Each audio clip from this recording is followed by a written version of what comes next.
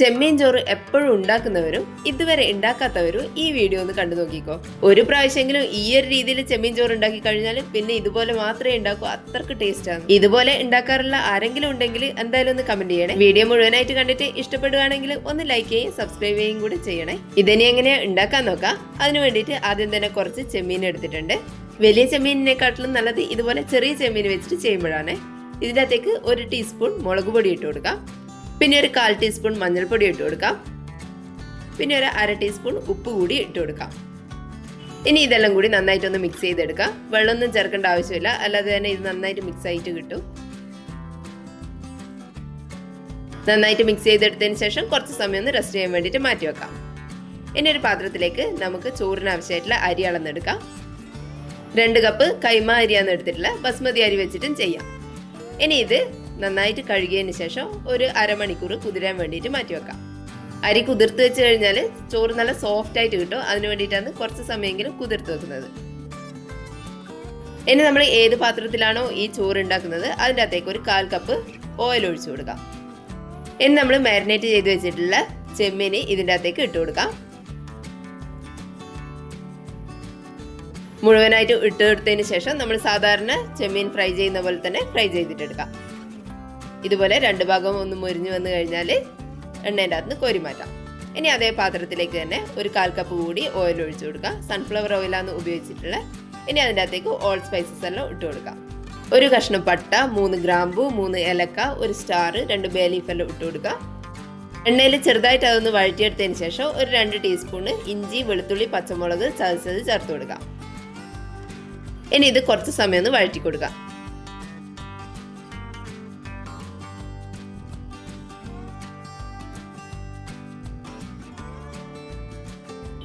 ഇനി ഇതിലേക്ക് ഒരു 2 മീഡിയം സൈസ് സവാള ചെറുതായിട്ട് കനം കുറഞ്ഞരിഞ്ഞിട്ട് ഇതിൻ്റെ അകത്തേക്ക് ഇട്ട് കൊടുക്കാം.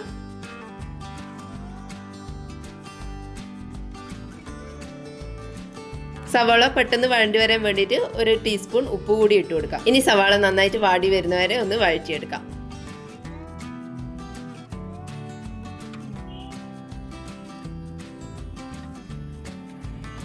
സവാള ഒന്ന് വഴണ്ടി വന്നു കഴിഞ്ഞാൽ അതിൻ്റെ അകത്തേക്ക് കുറച്ച് കറിവേപ്പില ഇട്ട് കൊടുക്കാം. 1/2 ടീസ്പൂൺ മുളക് പൊടി ഇട്ട് കൊടുക്കാം. ഒരു 1/4 ടീസ്പൂൺ മഞ്ഞൾപ്പൊടി ഇട്ട് കൊടുക്കാം.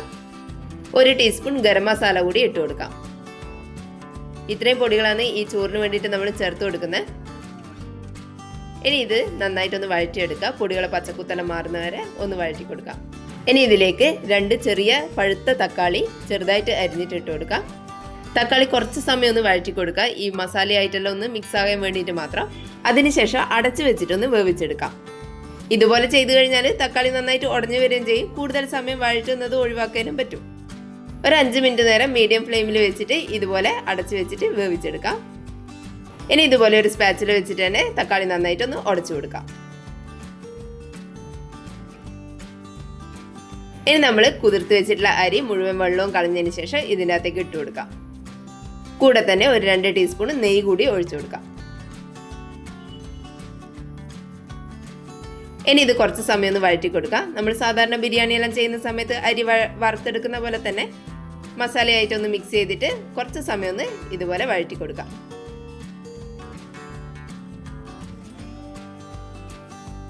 ഇനി ഇതിൻ്റെ അകത്തേക്ക് തിളച്ച വെള്ളം ഒഴിച്ചു കൊടുക്കാം. 2 കപ്പ് അരിയാണ് എടുത്തിട്ടുള്ളത്. 3 കപ്പ് തിളച്ച വെള്ളം ഒഴിച്ചു കൊടുക്കാം. ഇതൊന്ന് മിക്സ് ചെയ്തെടുക്കാം. ഇനി ഇതിൻ്റെ അകത്തേക്ക് 1 കപ്പ് നല്ല കട്ടിയുള്ള തേങ്ങാപ്പാൽ ഒഴിച്ചു കൊടുക്കാം. ആകെ 2 കപ്പ് അരിക്ക് 4 കപ്പ് വെള്ളം എന്നുള്ള രീതിയിലാണ് വേണ്ടത്. 3 കപ്പ് വെള്ളം ഒഴിച്ചു കൊടുക്കുക. 1 കപ്പ് തേങ്ങാപ്പാലും കൂടി ഒഴിച്ചു കൊടുക്കാം. ഈ ചെമ്മീൻ ചോറിന് ഏറ്റവും ടേസ്റ്റ് കൊടുക്കുന്നത് ഈ ഒരു തേങ്ങാപ്പാലാണ്. ഇതെന്തായാലും മിസ് ചെയ്യരുത്. തേങ്ങാപ്പാൽ തന്നെ ഒഴിക്കണം. ചോറിന് നല്ലൊരു ടെക്സ്ചറും രുചിയും എല്ലാം ഉണ്ടാവും. ഇതുപോലെ ഉണ്ടാക്കുന്നവർ എന്തായാലും ഒന്ന് കമന്റ് ചെയ്യണേ. ഇനി ഇത് അടച്ചു വെച്ചിട്ടൊന്ന് വേവിച്ചെടുക്കുക. ഹൈ ഫ്ലെയിമിൽ ഒരു 5 മിനിറ്റ് നേരവും മീഡിയം ഫ്ലെയിമിൽ ഒരു 3 മിനിറ്റ് നേരവും വെച്ചാൽ മതി. ആകെ ഒരു 8 മിനിറ്റ് നേരം മതിയാവും. ഇതുപോലെ നന്നായിട്ട് വെന്ത് വന്നിട്ടുണ്ട്. ഫ്ലെയിം ഓഫ് ചെയ്തതിന് ശേഷം ഇതിനെ ഒന്ന് മിക്സ് ചെയ്തെടുക്കാം.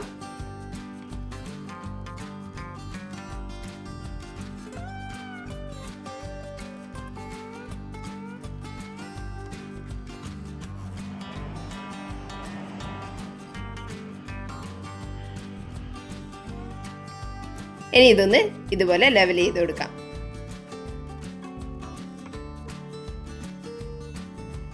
ഇനി ഇതിൻ്റെ മേലെ നമ്മൾ ആദ്യം ഫ്രൈ ചെയ്ത് വെച്ചിട്ടുള്ള ചെമ്മീൻ മുഴുവനായിട്ട് ഇട്ട് കൊടുക്കാം. ചെമ്മീൻ ഇതുപോലെ എല്ലാ ഭാഗത്തേക്കും ഒന്ന് ആക്കി കൊടുക്കാം.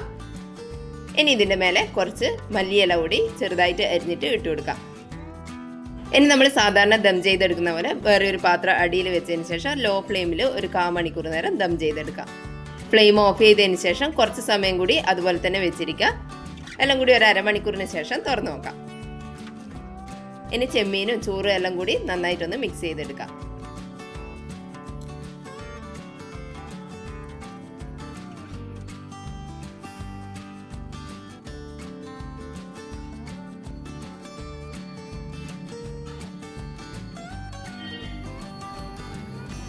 നമ്മളെ ചെമ്മീൻ ചോറ് അടിപൊളിയായിട്ട് വന്നിട്ടുണ്ട്. നല്ല ടേസ്റ്റും അതുപോലെ തന്നെ നല്ല സ്മെല്ലും. കഴിക്കാൻ തുടങ്ങിക്കഴിഞ്ഞാൽ പിന്നെ നിർത്താനേ പറ്റൂല, അത്രക്ക് ടേസ്റ്റാണ്.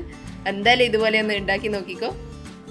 ലഞ്ച് ബോക്സിലേക്ക് വേണ്ടിയിട്ടെല്ലാം ഉണ്ടാക്കാൻ പറ്റിയ ഒരു അടിപൊളി റെസിപ്പി കൂടിയാണ്. എന്തായാലും എല്ലാവരും ഒന്ന് ഉണ്ടാക്കി നോക്കണേ. വീഡിയോ കണ്ടിട്ട് ഇഷ്ടപ്പെട്ടിട്ടുണ്ടെങ്കിൽ ഒന്ന് ലൈക്ക് ചെയ്ത് സബ്സ്ക്രൈബ് ചെയ്യണേ. താങ്ക്